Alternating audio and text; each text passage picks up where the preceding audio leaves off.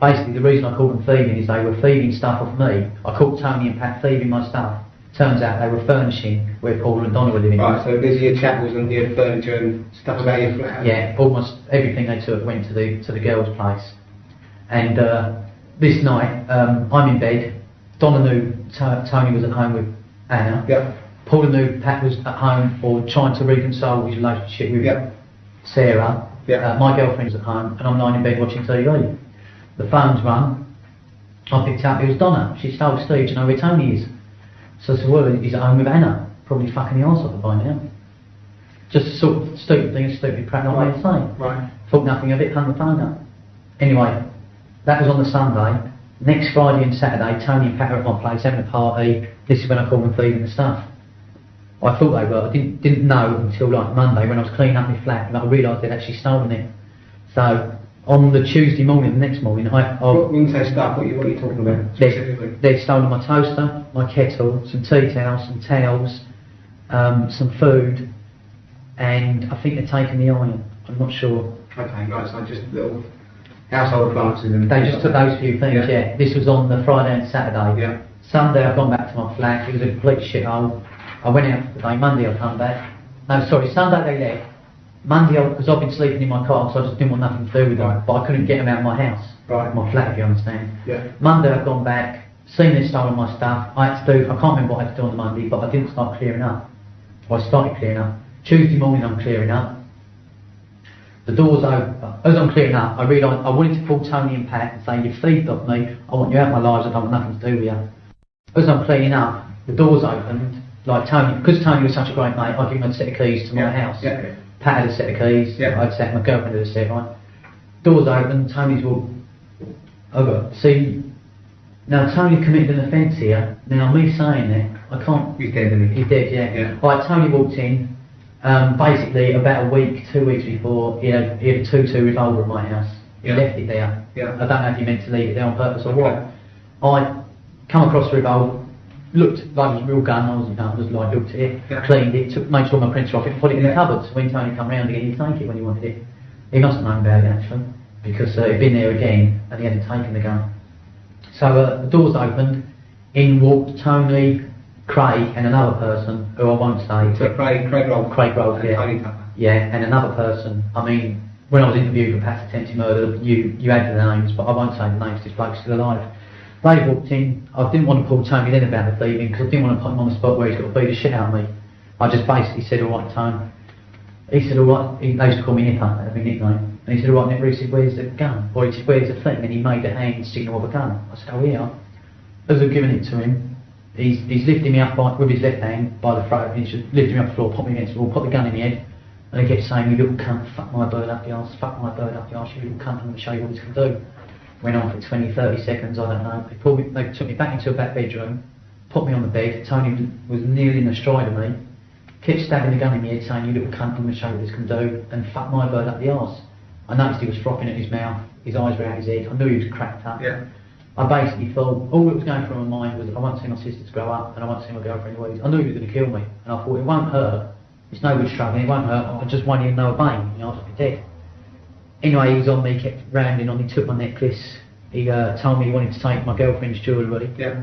I just said, "Yeah, all right, Tony." I'm not saying, "Yeah, all right, you can take it," just, "Yeah, all right." I was confused, I was fucked up, I didn't know what was happening. Yeah. He put the gun away, pulled out a meat cleaver, and said, "Right, you've got to pay your hand or your foot." So I thought, if he chops off my foot, I can't walk. If he takes off my hand, I can still shoot him. Then, when he did that, I thought, "I'm going to shoot you, you cunt." That was all I thought.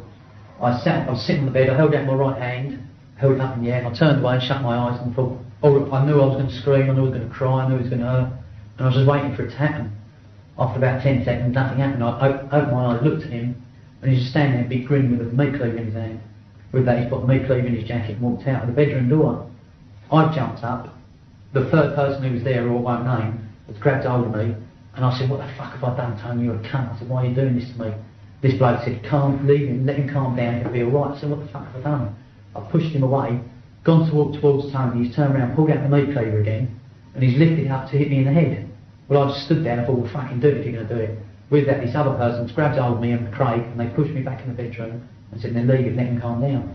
With that, they walked out and left. I sat on my bed for about 5 or 10 minutes, I don't really know. I just couldn't understand on the Tuesday day. I didn't sleep. I slept in my car that night because I was scared to go home. Next morning I've gone in, went in through the back door. I had a knife. That was all I had. Yeah.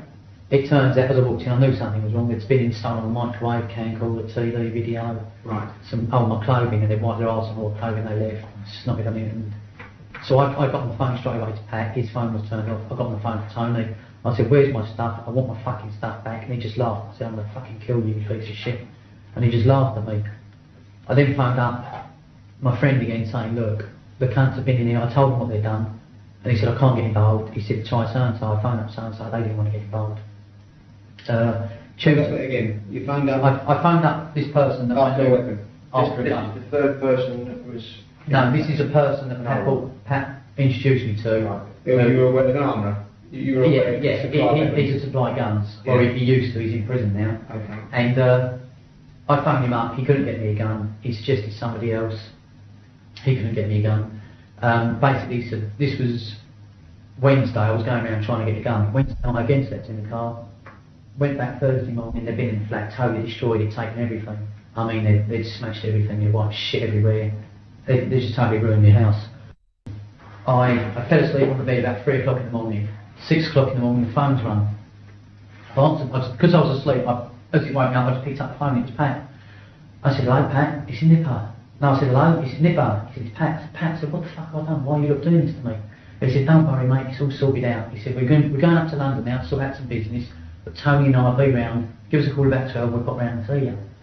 Now, I was straight away on my guard because the way he was so nice to me. Yeah. So I got up. I thought, right, I was panicking. I quickly had a wash, I woke myself up, and I thought, I'll hide in the cupboard. So I hid in the cupboard of the shotgun. I thought, where the fuck me? If they come in the back door, how am I going to see them? They get me, they kill me.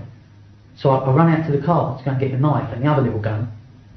And as I was coming back in, as I was running out to the car, that was it. I went down the side alley. I was using the back alley so no one would see me. As I was running out to the car, I got the shotgun with me because in case they caught me. And all of a sudden, Tony's car screeched up out the front. Tony, Pat and Craig have all jumped out the car, gone running up the stairs to my place, kicked the door in, you could hear them kicking it in, and gone in the flat. I was there in the alley with a shotgun and I was panicking. I was scared. I was so scared, you know. Yeah. I didn't want them to come down the alley because I was frightened to shoot them. Like now it was actually there, I didn't know if I could, you know. I didn't want them to come down here to shoot them. They were in there about 5-10 minutes. They finally come out. They looked around. I was standing in the alley still, you know, just basically scared, rooted to the spot. They got in the car, drove down the road. I was still there. About 2 minutes later, they drove up the road. And I was using an old Volvo. And they drove past the Volvo. They didn't know it was my car. They was looking for him. They drove away. I went back into the flat through the back door. Put the shotgun down. There was a piece of paper on the side from Pat's Hallbrook. It said, "Nipper, don't let us lose all respect for you. I'm your mate. We want to help you." So I phoned him up. I can't remember if I phoned him then. I can't remember what. I don't know. I mean, times it fucked up, you know. Yeah, right. Yeah. When I phoned him up, I said, he said, "Why'd you go out?" I said, "You come round to kill me." And he said, "No, we're your friends. We're going to help you." And I said, "No, you're trying to kill me." And he said, "No, we're going to help you." And I said, "Well, why did you all kick the door in to try and get me?" He said, "Why did you run?" I said, "I was outside." I said, "I was scared." I said, "You only come around for one thing." With that, what happened then? Well, I remember days just spent trying to chase them, trying to get hold of them, and I couldn't. And I remember that was it. I remember the shotgun, where I put the shotgun down and took his note. When I went back, the shotgun had gone. They'd found my shotgun. Right, I left it there in panic to get out of the house. After I phoned them, because I phoned them from the house and said like the message, I knew they knew I was at the house, and I just phoned out the back door, got in the bar and drove off. They've obviously come straight back. They've come straight back, and I left my shotgun Yeah. there, and they took my shotgun. Yeah. See? So I lost that. Then there was just days spent trying to find them. I had my little revolver, not really a revolver, it was it pushed a magazine up the bottom of it. In the arm, I don't know what they call them, just a gun. Automatic. I don't know what it's called. Yeah, it said semi-automatic, funny enough. I had that and my commando knife, and I was just looking for them, trying to get them.